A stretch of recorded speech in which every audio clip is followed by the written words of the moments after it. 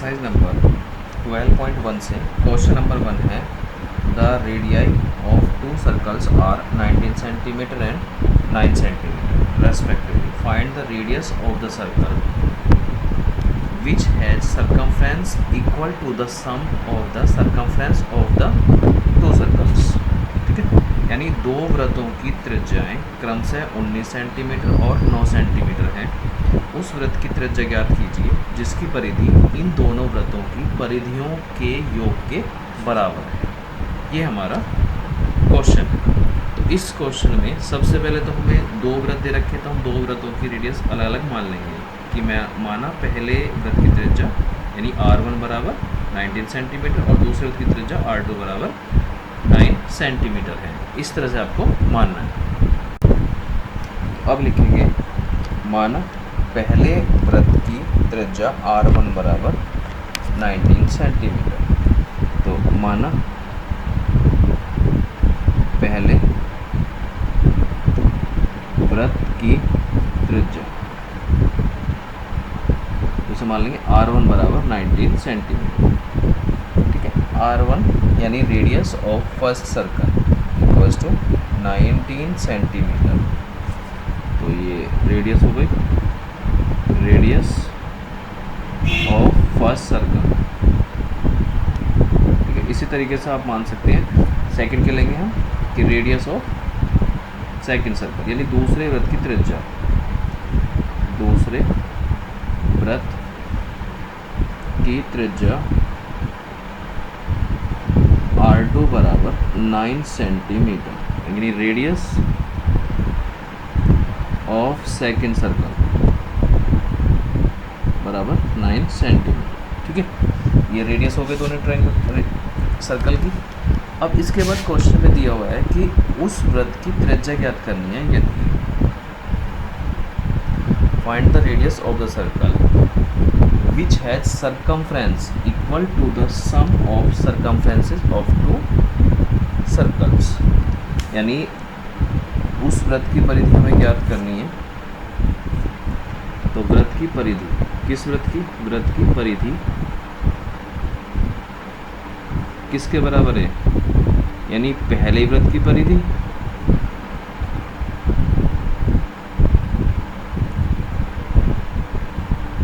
Plus दूसरे वृत्त की परिधि.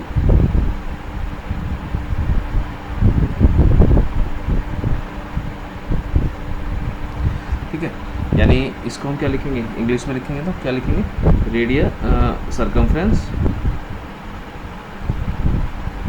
सरकमफ्रेंस ऑफ सर्कल जो हमें निकालना इक्वल्स टू है circumference of first circle.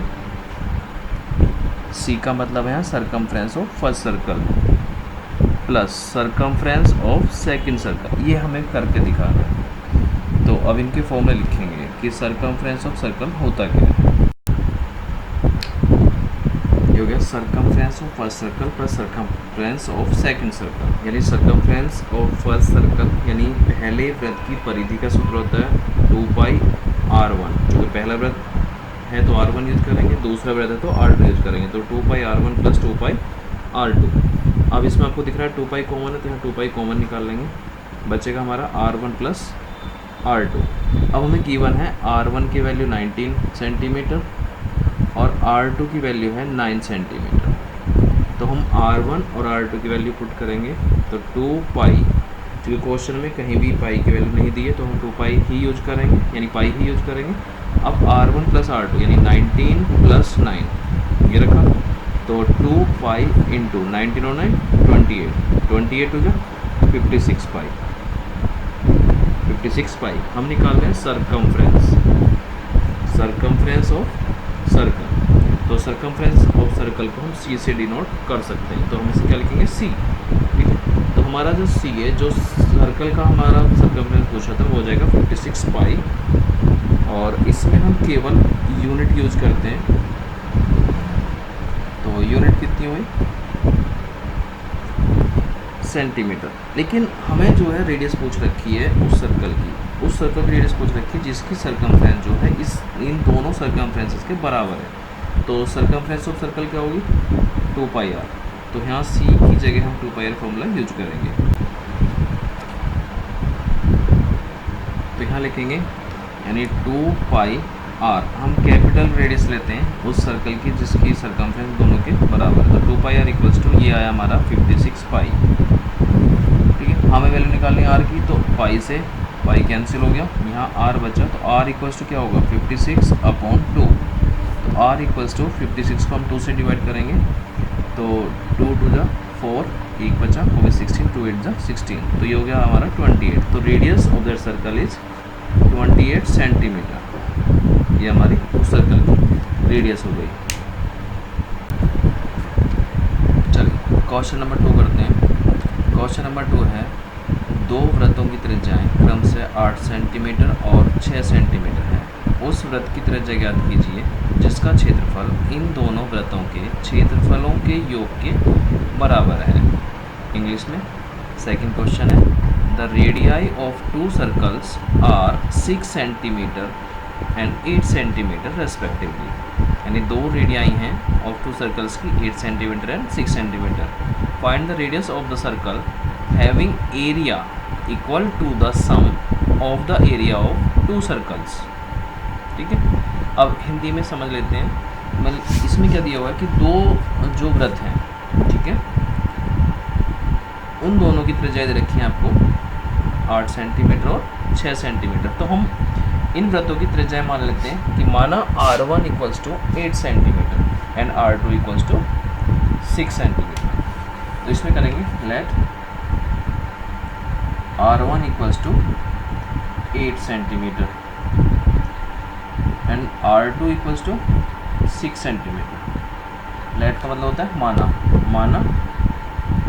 R1 मतलब रेडियस ऑफ फर्स्ट सर्कल यानी पहले वृत्त की त्रिज्या, और R2 होता है रेडियस ऑफ सेकंड सर्कल यानी दूसरे वृत्त की त्रिज्या। ठीक है, ये दिया हुआ है। अब हमें क्या करना है, इन दोनों वृत्तों की जो क्षेत्रफल हैं, दोनों वृत्तों का क्षेत्रफल उस तीसरे वृत्त के क्षेत्रफल के बराबर है जिसकी हमें त्रिज्या निकालनी है। ठीक है, तो हम निकाल लेते हैं area of first circle. Area of first circle, area of first circle मतलब A1 मान लो। तो यहाँ लेंगे A1 equals to pi R square. हमारा जो एरिया ऑफ सर्कल होता है उसका फॉर्मूला होता है पाई आर स्क्वायर। ठीक है, लेकिन हमारा फर्स्ट सर्कल यूज कर रहे हैं तो हम यहाँ यूज करेंगे पाई R1 स्क्वायर। ठीक है, इसी तरीके से एरिया ऑफ सेकंड सर्कल ये हो जाएगा A2 equals to pi R2 square. ठीक है, अब अकॉर्डिंग टू क्वेश्चन में दिया हुआ है कि इन दोनों सर्कल का जो एरिया है वो उस तीसरे सर्कल के एरिया के बराबर, यानी इन दोनों का सम तीसरे के बराबर है। तो हमें इन दोनों का सम करके तीसरे के बराबर रखना है। अकॉर्डिंग टू क्वेश्चन हमने पहले मान लिया कि जो हमें न्यू वृत्त निकालना है, न्यू सर्कल का एरिया निकालना है, उसकी रेडियस मान लिया हमने 8 सेंटीमीटर है कि let the radius of new circle भी 8 सेंटीमीटर। माना नए वृत्त की त्रिज्या 8 सेंटीमीटर है। तो area of new circle according to question क्या है, वो A1 प्लस A2 के बराबर है। यानी नए वृत्त का क्षेत्रफल जो है पहले वृत्त का क्षेत्रफल प्लस दूसरे वृत्त के क्षेत्रफल के योगफल के बराबर है। तो पहले वृत्त का क्षेत्रफल पाई R1 स्क्वायर, दूसरे वृत्त का क्षेत्रफल पाई R2 स्क्वायर। तो आप इसमें देख लेंगे पाई कॉमन, तो पाई कॉमन निकाल सकते हैं। यहाँ हो गया R1 square plus R2 square, और नए वृत्त का क्षेत्रफल होगा पाई R स्क्वायर। ठीक है, इस पाई से ये पाई कैंसिल हुआ, तो R स्क्वायर इक्वल्स टू, अब हमें R1 और R2 की वैल्यू रखनी है। R1 था हमारा 8 सेंटीमीटर और R2 है 6 सेंटीमीटर। R1 8 सेंटीमीटर और R2 6 सेंटीमीटर। तो हम यहाँ रखेंगे R1 8 स्क्वायर प्लस 6 स्क्वायर। ठीक है, तो 8 square is 64 plus 6 square is 36। 64 और 36 हुए आपके 100। तो R स्क्वायर की वैल्यू आई 100। अब हमें R निकालना है, तो R इक्वल्स टू √100, यानी R equals two plus minus 10। लेकिन आप जानते हैं जो हमारी लेंथ होती है वो हमेशा पॉजिटिव होती है, तो R equals to 10 centimetre. Radius of that circle is 10 centimetre. ये हमारा आंसर हो।